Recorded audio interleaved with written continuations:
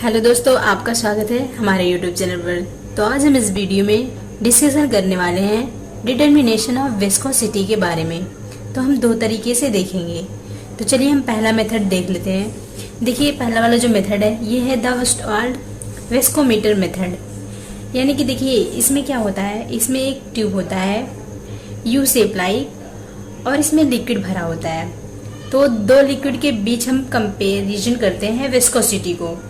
तो पहले हम जो लिक्विड भरते हैं, मान लीजिए वाटर है पहली कंडीशन में, ठीक। तो उस कंडीशन में जब हम लिक्विड को भरते हैं तो यहाँ तक उसको सक करके पहले पहुँचा देते हैं, ठीक। इसके बाद हम जब उसे छोड़ते हैं तो ये जो लिक्विड होता है ये नीचे की साइड मूव करता है, यानी कि नीचे की साइड आता है। अब ये जो फर्स्ट वाले यानी कि पहले ए वाले पॉइंट से और बी वाले के बीच में आने में जितना टाइम लेता है उस टाइम को हम कैलकुलेट करते हैं। फिर ऐसे ही मान लीजिए ये पहला कंडीशन वाटर के लिए है। अब दूसरे कंडीशन में मान लीजिए हम ऑयल ले लिए हैं या फिर अल्कोहल ले लिए हैं, तो उस कंडीशन में भी हम उस लिक्विड को यहाँ तक भरेंगे। फिर उस कंडीशन में भी हम टाइम को देख लेते हैं कि कितने टाइम में वह ए वाले पॉइंट से बी वाले पॉइंट तक आ रहा है, यानी कि कितना टाइम ए पॉइंट से बी वाले पॉइंट पर आने में ले रहा है, ठीक। अब इन दोनों टाइम को हम लिख लेते हैं। फिर इसको हम इस वाले फार्मूले पे रखते हैं और डेंसिटी जो होती है उसको हम मेजर कर लेते हैं कि वो लिक्विड कितना डेंसिटी का है, ठीक। तो देखिए मान लीजिए ये जो पहला लिक्विड है, लिक्विड फर्स्ट, इसके लिए जो η1 विस्कोसिटी है और फिर जो टाइम है इसका फ्लो होने का ए पॉइंट से बी पॉइंट तक उसको हम लिखे हैं। तो T1 equal to time of flow, यानी कि मान लीजिए वाटर के लिए, ठीक। ऐसे ही डेंसिटी जो है रो, तो डेंसिटी को हम लिख लिए हैं, ठीक। अब ऐसे ही लिक्विड 2 मान लीजिए कि वहां पे हम ऑयल ले लिए हैं, तो उसके लिए भी हम सेम वही प्रोसीजर करेंगे। तो वहां पे हमें क्या मिल जाएगा, अब देखिए जो ईटा होता है, यानी कि जो ईटा होता है ये टाइम और डेंसिटी के मल्टीप्लीकेशन के प्रोपोर्शनल होता है, ठीक। तो इसका फार्मूला क्या होता है, eta equal to T into rho. अब देखिए यहाँ पे ऐसे ही सेकेंड वाले लिक्विड के लिए क्या हो जाएगा, η2 equal to T2 into rho 2, ठीक। अब हम इनको दोनों को कंपेरिजन कर लेंगे, यानी कि जो पहली वाली विस्कोसिटी है लिक्विड की और दूसरी वाली उसको हम एक दूसरे से डिवाइड कर लेंगे। तो η1 अपान η2 इक्वल टू क्या हो जाएगा, ये हो जाएगा ρ1 T1 अपान ρ2 T2। तो इस पे हम सारी वैल्यूज को रखेंगे तो हमें विस्कोसिटी मिल जाएगी। यानी कि देखिए डेंसिटी हमें पता होना चाहिए और टाइम पता होना चाहिए। यदि पहले वाले लिक्विड का हमें डेंसिटी टाइम वगैरह ये सब पता है और सेकेंड वाले का, तो हम उसका विस्कोसिटी जो है उसको निकाल सकते हैं, ठीक। यानी कि यदि एक जो लिक्विड है उसकी विस्कोसिटी हमें पता है तो सेकेंड वाले की हम निकाल सकते हैं। अब देखिए T1 and T2 are the time of flow of liquid of the same volume, यानी कि ये सेम वॉल्यूम का होना चाहिए। जो लिक्विड है वो सेम वॉल्यूम का, यानी कि उसका जो आयतन हो वह सेम होना चाहिए। तो इसमें मैं आपको एक और फिगर के बेस पे भी बताने की भी कोशिश करती हूँ, तो उसे भी हम समझ लेंगे। अब हम सेकेंड वाले मेथड पे चलते हैं। अब देखिए फ्रेंड्स यहाँ पे सेकेंड मेथड क्या है, the falling ball viscometer method. देखिए इसमें क्या होता है, इसमें जो मेटल का एक छोटा सा बॉल होता है उसको एक लिक्विड, यानी कि जिस लिक्विड की हमें विस्कोसिटी प्राप्त करनी है उसमें हम उसे डालते हैं। फिर उसका भी हम टाइम वगैरह और उसका वेट जो होता है और उस पर जो फोर्स अप्लाई होता है ग्रेविटी फोर्स, उसको हम कैलकुलेट करते हैं। तो मैं आपको यहाँ पे एक फिगर दिखाने की कोशिश करती हूँ।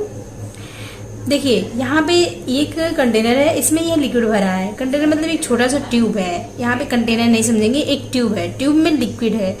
अब लिक्विड में एक हम मेटल के बॉल को यहाँ पे छोड़ रहे हैं। अब देखिए वो मेटल का बॉल जो होता है वो जब नीचे आता है, देखिए बहुत ही तेजी से प्रोसीजर होता है। तो इसके लिए इंस्ट्रूमेंट की जरूरत होती है। तो जो इंस्ट्रूमेंट की जरूरत होती है वो इस तरीके से है। अब देखिए यहाँ पे ये जो फोर्स अप्लाई होगा ऊपर, F वाला फोर्स इधर ऊपर अप्लाई होगा और जो mg यानी कि ग्रेविटेशनल फोर्स होता है वह इस मेटल के नीचे अप्लाई होता है, ठीक। तो अब देखिए क्या होता है, makes use of Stokes law of viscous flow, यानी कि विस्कस फ्लो के स्टोक्स लॉ के बेस पे इसे बनाया गया है। अब देखिए विस्कस फोर्स क्या होता है, ये हमें पता होता है कि F equal to 6 pi R V eta. अब देखिए यहाँ पे R जो है ये radius of falling ball sphere है, यानी कि ये जो बॉल है मेटल का जो छोटा सा बॉल है इसका रेडियस है, ठीक, ये जो गिर रहा है। v जो है इसकी वेलोसिटी है, यानी कि जिस वेग से यह मेटल लिक्विड में गिर रहा है, और ईटा जो है कोफिशिएंट ऑफ विस्कोसिटी है, यानी कि विस्कोसिटी का कोफिशिएंट है। तो देखिए क्या होता है, अब थ्रस्ट फोर्स ऑफ लिक्विड, यानी कि जो इसके ऊपर साइड लिक्विड का जो फोर्स होता है, जो उसको ऊपर की साइड धकेलता है इस मेटल बॉल को, यानी कि इस फालिंग बॉल को, तो वो किसके बराबर हो जाएगा, वो हो जाएगा 4/3 पाई आर क्यूब। और देखिए ये जो है rho S and rho L है। रो एस मतलब जो ये सॉलिड वाला है, और जो रो एल है वो लिक्विड, यानी कि लिक्विड की डेंसिटी है। ठीक, अब देखिए यहाँ पे क्या होता है, इसे हम सेकेंड वाला इक्वेशन मानते हैं, इसे फर्स्ट वाला। तो अब हम इसका कंपैरिजन करते हैं, यानी कि ये जो फोर्स होता है दोनों एक दूसरे के मान लीजिए बराबर है, यानी कि जो विस्कस फोर्स है और जो यहाँ पे thrust force of liquid apply हो रहा है। ठीक, when the sphere attain a constant velocity, यानी कि यदि कांस्टेंट वेलोसिटी से है, दैट टर्मिनल वेलोसिटी, देन क्या होगा 4/3, यानी कि यहाँ पे क्या होगा 4/3 pi R cube rho S minus rho L into G equal to 6 pi R V eta. अब देखिए यहाँ पे क्या हो जाएगा, ये 2 यहाँ से डिवाइड हो जाएगा, यानी कि 2 2 जा 4, 2 3 जा 6, तो यहाँ पे 3 यहाँ पे इसको लाएंगे तो 3 3 जा 9 हो जाएगा, तो 2/9 आर स्क्वायर, आर यहाँ से एक कैंसिल हो गया तो आर स्क्वायर बच जाएगा, और rho S minus rho L into G 3 eta 3 V eta, ये हमें फाइंड आउट होगा।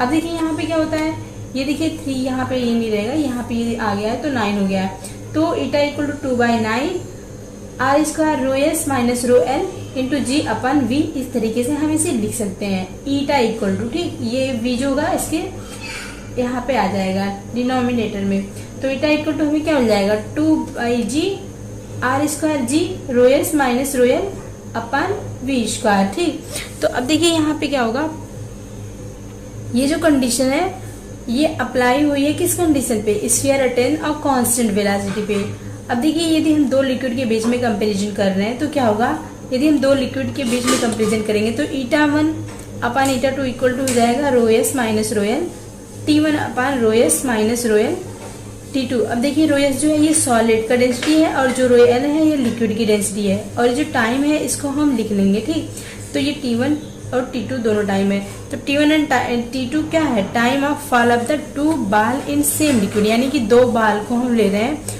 जो कि अलग अलग बॉल है, यानी कि बॉल जो अलग अलग है उसको हम सेम लिक्विड में ही ये पूरा प्रोसीजर कर रहे हैं। तो इस तरीके से भी हम उस दोनों लिक्विड का क्या कर सकते हैं, विस्कोसिटी फाइंड आउट कर सकते हैं।